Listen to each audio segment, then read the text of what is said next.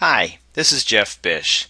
I've been a trader for over 20 years, and as co-founder of MarketGauge.com, I hope that by sharing my insights about trading and the markets, I can help you reach your trading goals. In this video, I'm going to talk about volume, probably the first thing every trader should know about volume.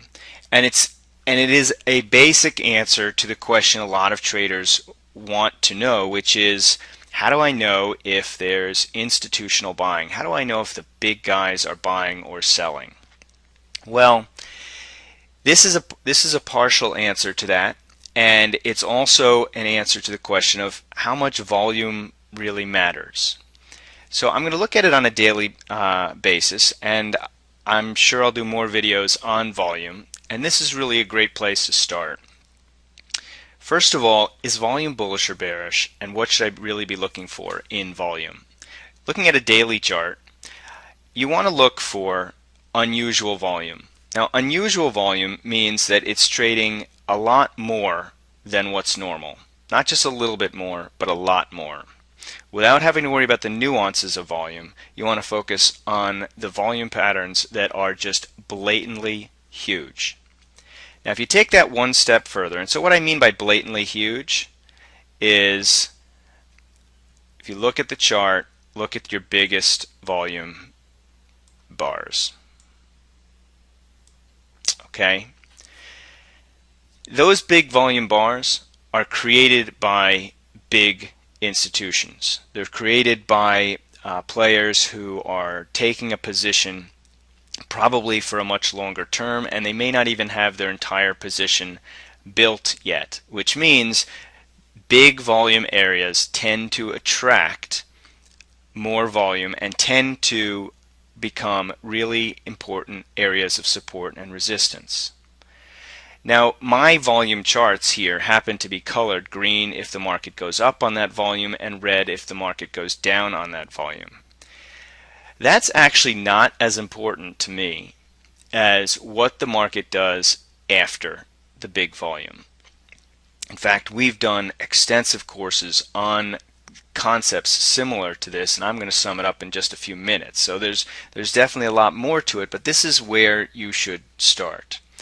If you take a big volume day and just draw some lines at the high and the low, what you'll find is that the direction the market takes after that big volume area is really how you should be looking at that volume day. Was it an accumulation day, or was it a distribution day? Did the buyers win, or did the sellers win?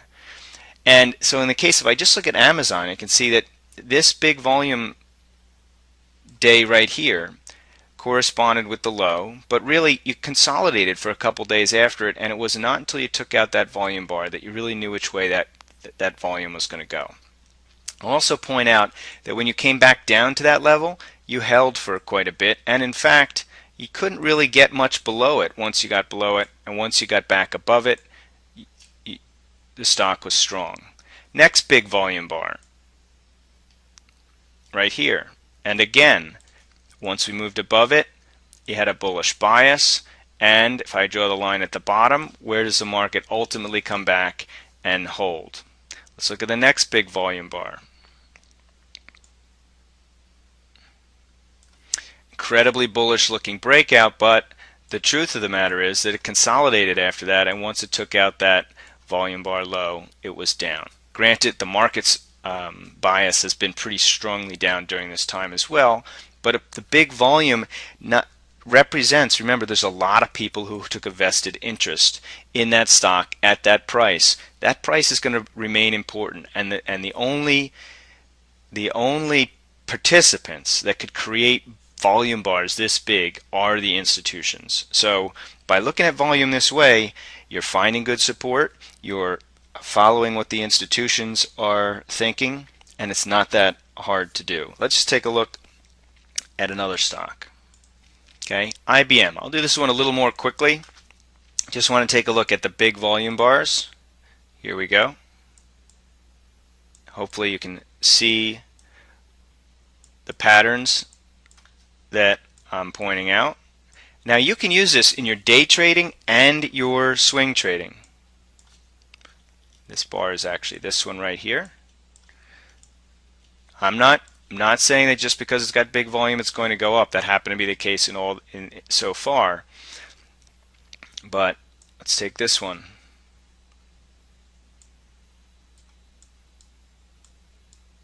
You want to be careful it gets below it, right? Here's another big one.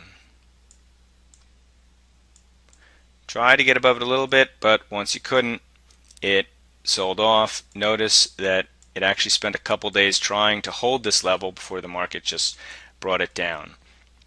Okay, now we've got big volume bars in here. Notice how when the market rallied back up, it stops at the top of the volume bar. Okay, and just yesterday we've now got another really important big volume bar. So I know it seems simplistic, but it's incredibly powerful, and the reason it's powerful is because you're tracking what the institutional players are doing.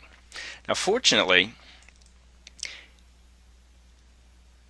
it's just as simplistic to find these days with probably a number of different tools, but one of the best is our hot scans product. And the reason it's one of the best is because if I just click on big volume, I've got the scan that would have found any one of those big volume bars.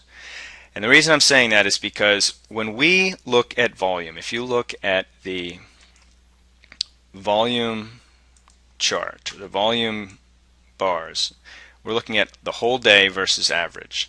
Remember what I said, the important thing is to find the volume that is greater than what is normal, not just a lot of volume. You know, the fact that Cisco or IBM or Microsoft or even Apple trades 5 million or 10 million shares a day is not what you're concerned with. You're concerned with a situation where the stock has traded significantly more than average. So if a stock's average volume is 1 million shares a day and today it trades 10 million, that's significantly more important than a stock that has normally trades 7 or 8 million and today it trades 10 million. Both are trading better than average, but the first one is trading 10 times more than average. So our gauge here enables you to see the percent over the average that the stock is trading. But it goes one step further. I'm looking at this particular chart at 10:30 in real time.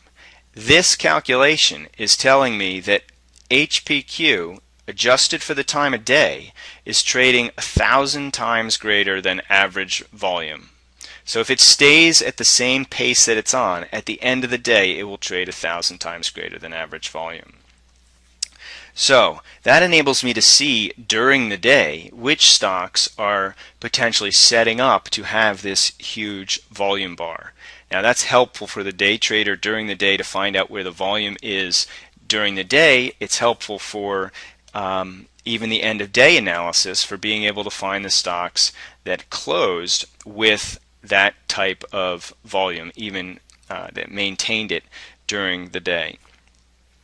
So just as a quick review, you want to find stocks that have truly extraordinary volume, and you want to find those big volume bars and follow the direction that it goes next. Don't assume that just because on the particular day that you got the volume, the market was up, that it's going to continue to go up, or down, it's going to continue to go down. Okay, common misperception of traders and a huge disservice to the analysis of volume. So I hope that helps.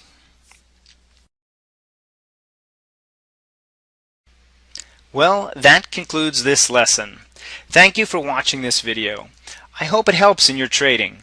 I've kept it short because I believe that if you focus on the nuances of trading price and volume patterns one at a time, you're more likely to absorb it, apply it, and therefore benefit from it.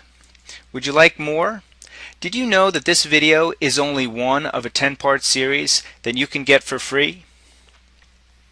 In this series, it will cover various topics that will help you better understand the markets and find great trade setups.